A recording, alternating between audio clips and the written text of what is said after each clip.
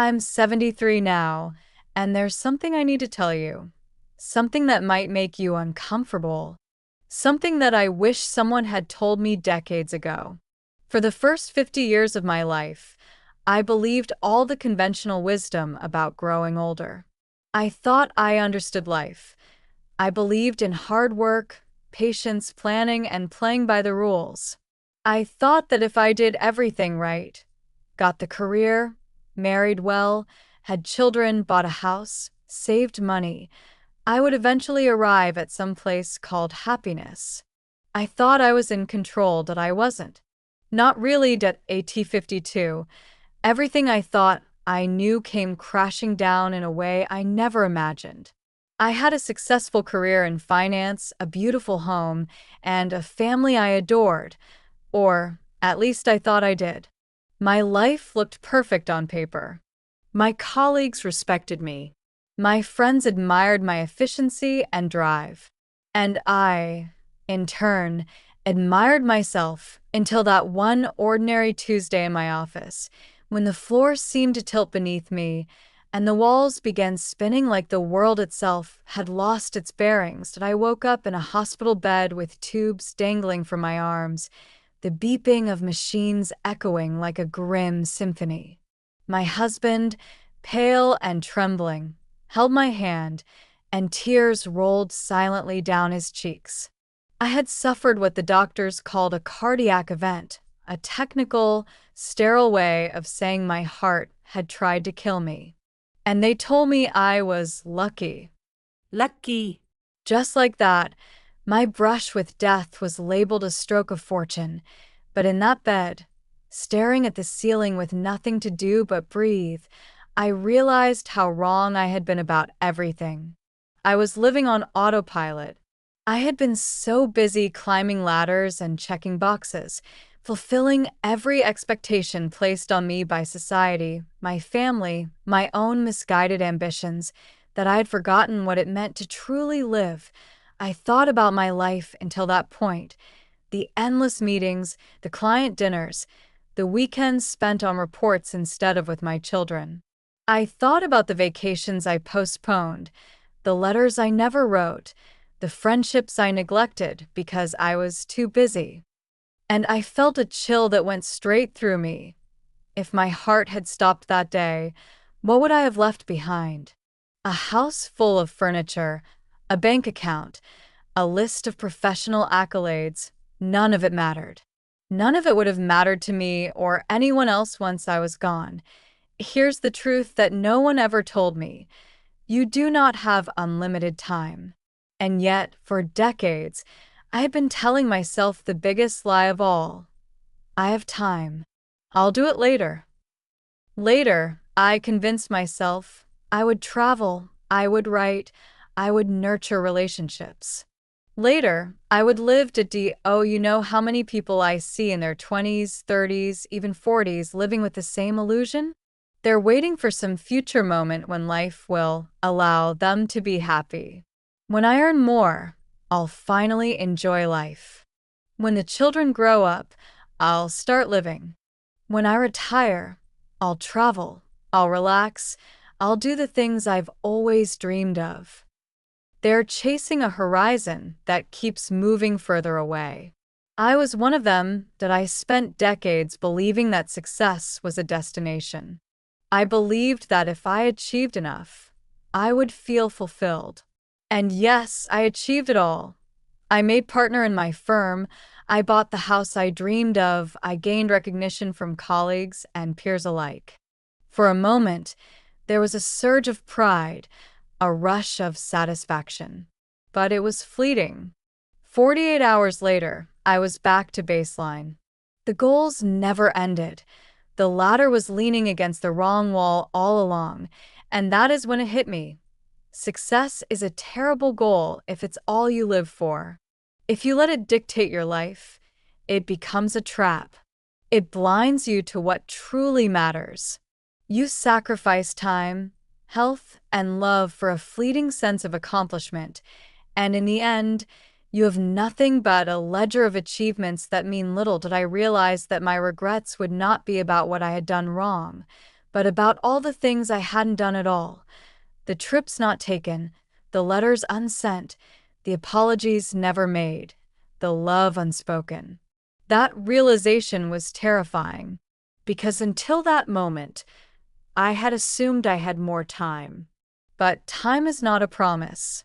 Time is a gift, and it can vanish in an instant. That day, lying in the hospital bed, I made a vow to myself. I promised that if I survived, I would live differently. I would prioritize meaning over prestige, relationships over recognition, experiences over things. I would finally wake up from autopilot and live consciously. After that day in the hospital, everything changed. I remember lying in that sterile white bed, the smell of antiseptic sharp in my nose, tubes dangling from my arms, monitors beeping with a rhythm that matched my suddenly fragile heartbeat. I felt utterly exposed, not just physically, but emotionally, spiritually. The truth hit me like a cold wave. I'd been taking my life for granted. Not just my life, but the people I loved, the moments I had let slip by, the dreams I had postponed. I began to reflect on the decades I had spent being responsible, climbing a ladder that only seemed to lean against the wrong wall. I thought of my children, who were growing up faster than I realized. So many evenings, I had come home exhausted, collapsing onto the couch, telling myself that tomorrow I would make it up to them. Tomorrow I would have time to read with them, talk with them, laugh with them. And yet, the years vanished, and so many tomorrows never arrived. I thought about my father, who had passed away when I was 45. Our relationship had always been complicated, filled with unspoken words and unexpressed love. I had convinced myself that I would mend it when I was less busy. But less busy never came. By the time he was gone, there was nothing left to say. All those Sundays I didn't call, the dinners I skipped, the little moments I ignored, gone forever. And then there was my career, the very thing I had believed would define me, bring me pride, give me meaning. It hadn't. Sure, I was successful on paper. I had been a partner at my firm, a respected figure in meetings, someone colleagues admired for my drive and efficiency. But those accolades didn't keep me alive that day. They didn't hold my hand while I feared death. They didn't matter in the quiet moments when I realized life was fleeting. I remembered friends, too, and their own regrets. A dear friend, Mark, had built a multi-million-dollar business, worked 70-hour weeks, never taken a real vacation. He promised himself he would slow down next year. That next year came too late. He suffered a stroke at 68 and passed away soon after. At his funeral, his son whispered through tears, "My father was successful, but I barely knew him." That sentence haunted me. Is that what I wanted my own children to say about me someday? I couldn't allow it. I wouldn't. From that moment on, I started seeing the world differently. Every missed opportunity, every road not taken, every word of love unspoken became a lesson etched into my heart. I realized that life isn't about the big achievements. It isn't about wealth or status or climbing ladders that shift beneath your feet. It's about presence. It's about love. It's about the experiences that make your soul feel alive. I began to question everything I had been taught, every societal expectation I had internalized. Why had I believed that happiness was something to chase later, after all responsibilities were done, after all goals were achieved? I realized that waiting for a perfect time was a trap. There would never be a perfect time. The world would always be complicated. Responsibilities would always pile up. There would always be a reason to wait. But waiting, I saw now, was the enemy of living. That I started making choices differently. Simple choices at first. Picking up the phone to call my mother more often, taking a weekend off to be present with my children, saying yes to trips I had postponed for decades. And just as importantly, I started saying no. No to obligations that drained me, no to perfectionism, no to chasing validation that never satisfied me. I learned that boundaries are a gift you give yourself, and that every no to what doesn't matter is a yes to what truly does. This transformation didn't happen overnight. It was messy, challenging, and sometimes terrifying. I was learning to confront regrets I had buried for years, to face my mortality, and accept that I wasn't invincible. But with every small change, I felt alive in ways I never had before. Life was no longer a series of boxes to check, but a landscape full of moments to savor, moments to live intentionally. And yet, I knew I had lost decades. 52 years had taught me the hard truth. Time is finite, and it waits for no one. I couldn't reclaim those years, but I could make the ones ahead meaningful. That realization became my guiding principle.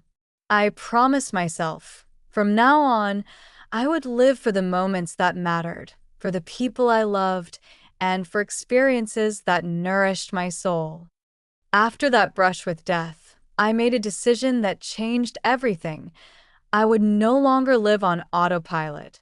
For too long, I had allowed my life to be dictated by other people's expectations, colleagues, clients, society, even my own rigid notions of what success should look like.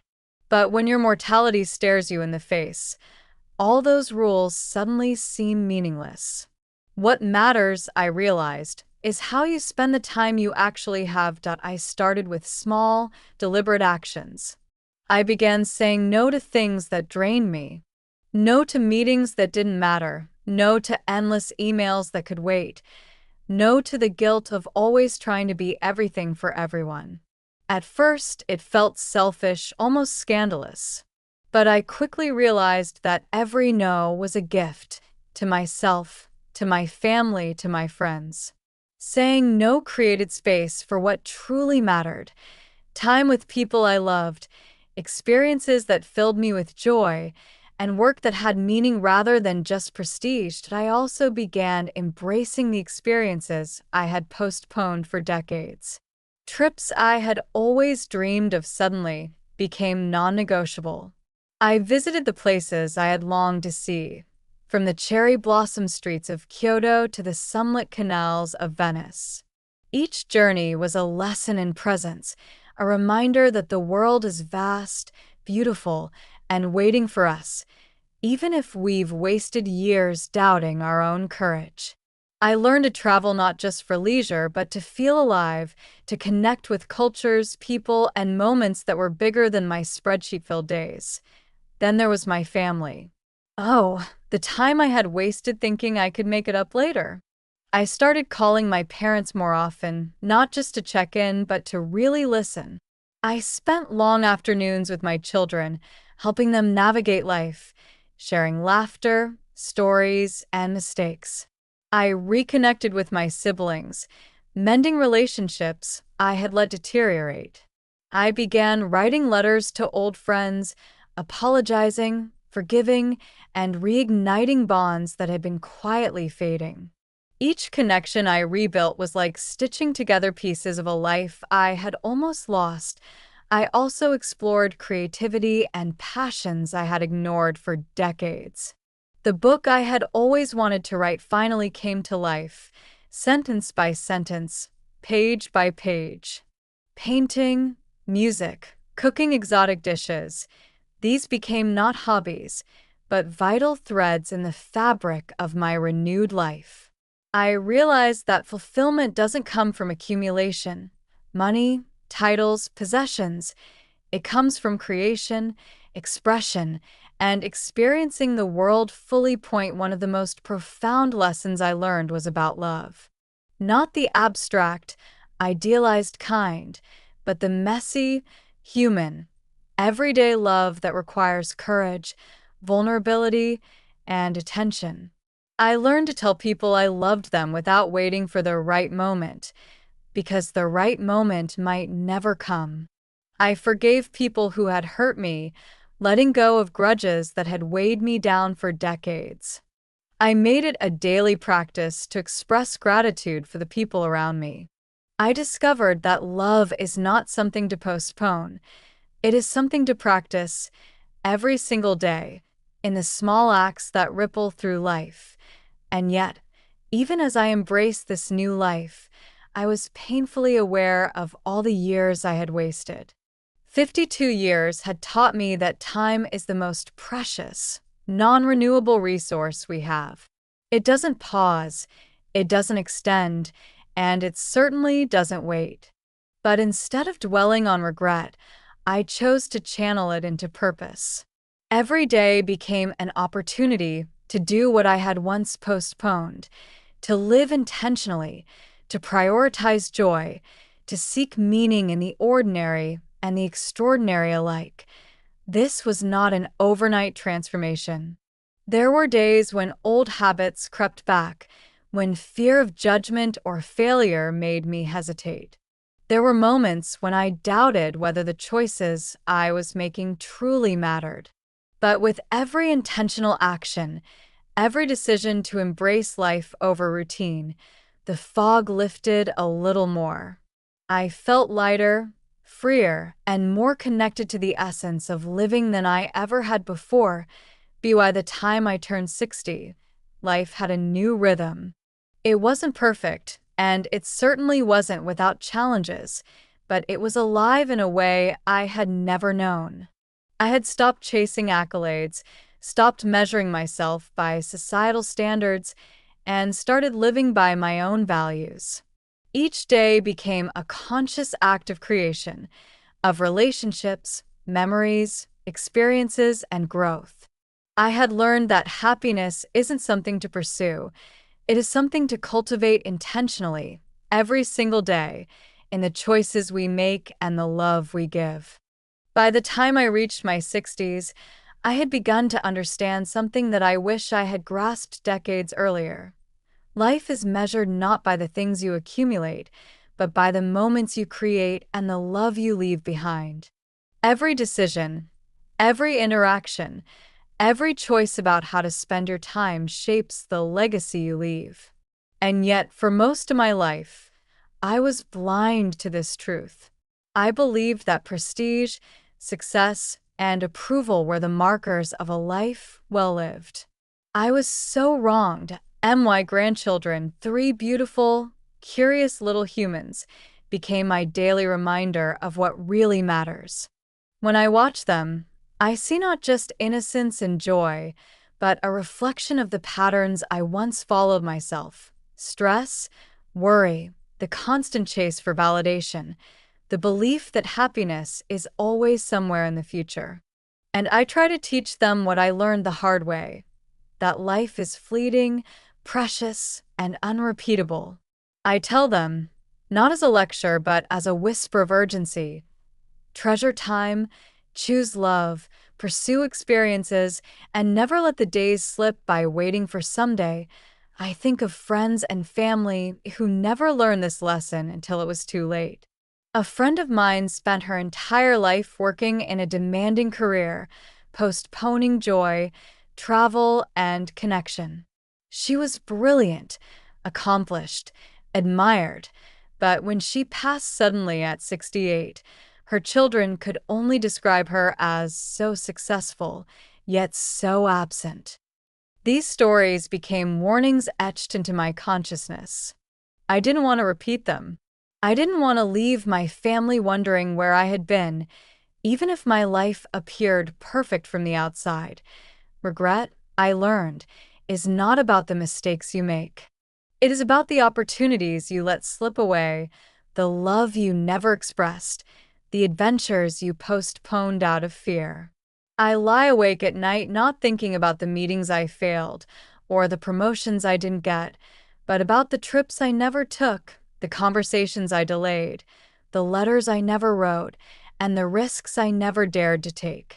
These are the ghosts that haunt you, Long after accolades fade and money becomes meaningless, I began to view every day as a gift, a limited piece of time to be spent wisely. I stopped asking for permission to live.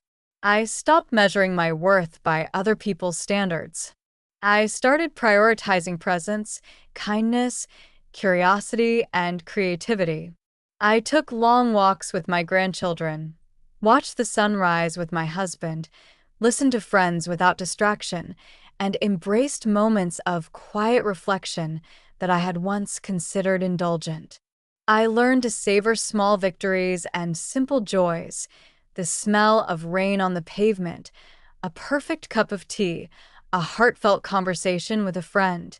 I also learned the power of forgiveness. For decades, I had held on to grudges, imagined slights, and nurtured resentment that drained my energy and clouded my perspective. After my heart attack, I realized that holding on to anger was stealing precious time from my life.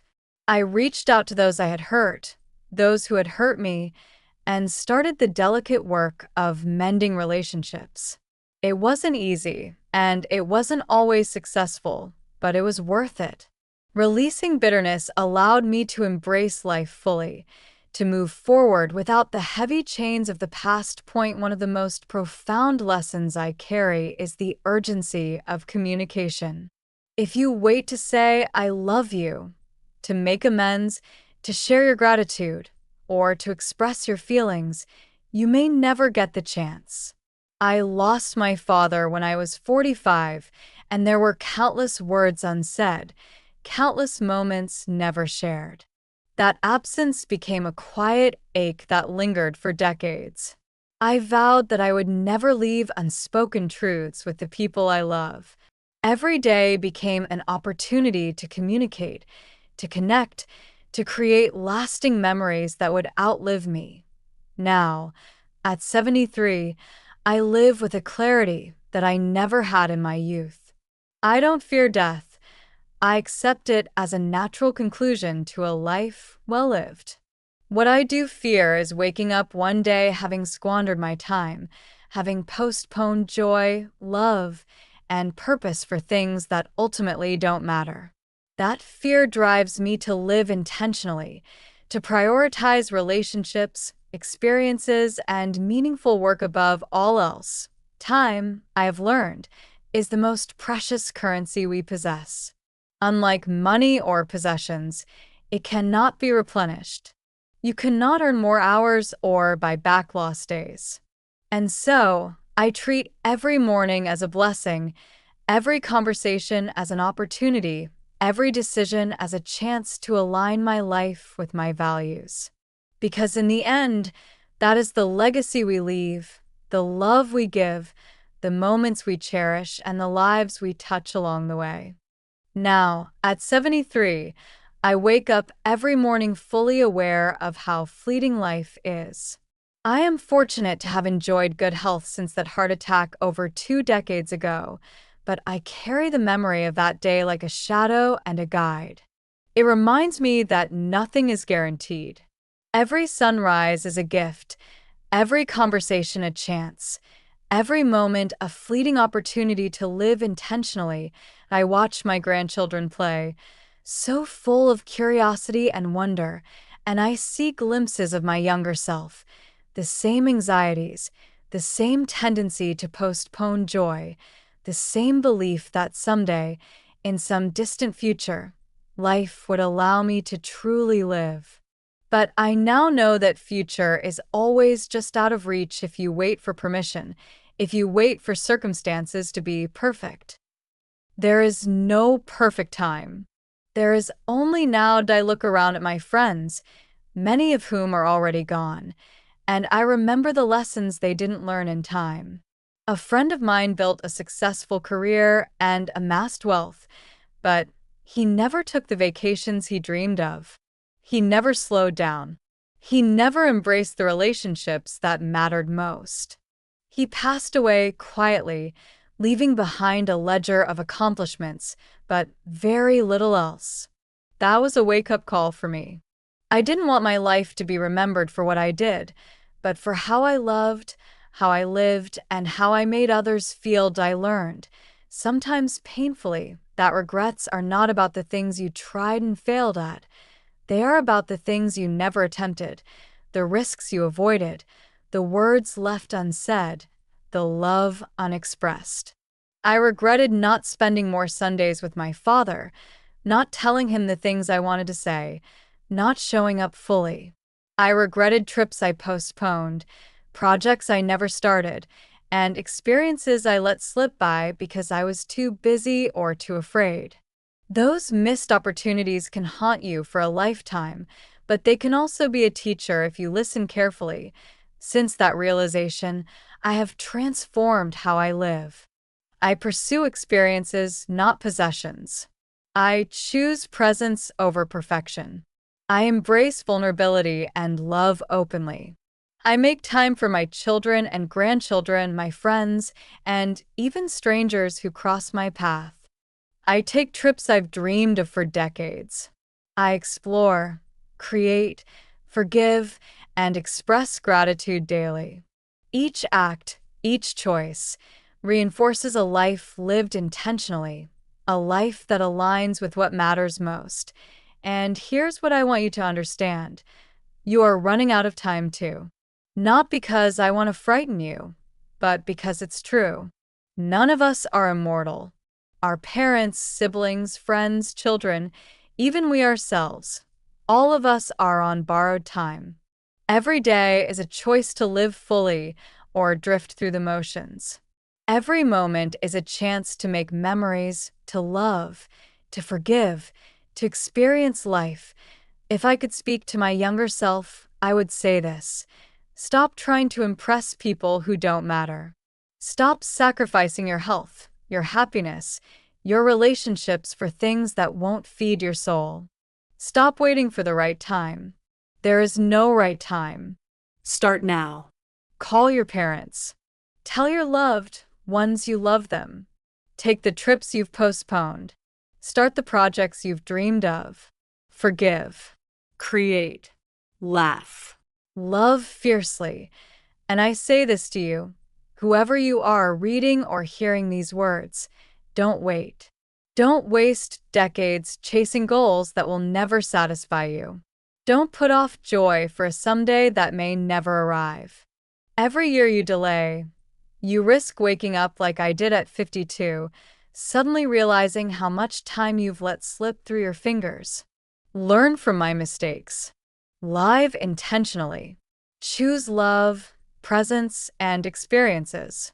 Make your life about the moments that matter, because here's the truth I've learned. The wealth, the accolades, the perfection, they fade. But the memories you create, the people you touch, the love you give, they endure.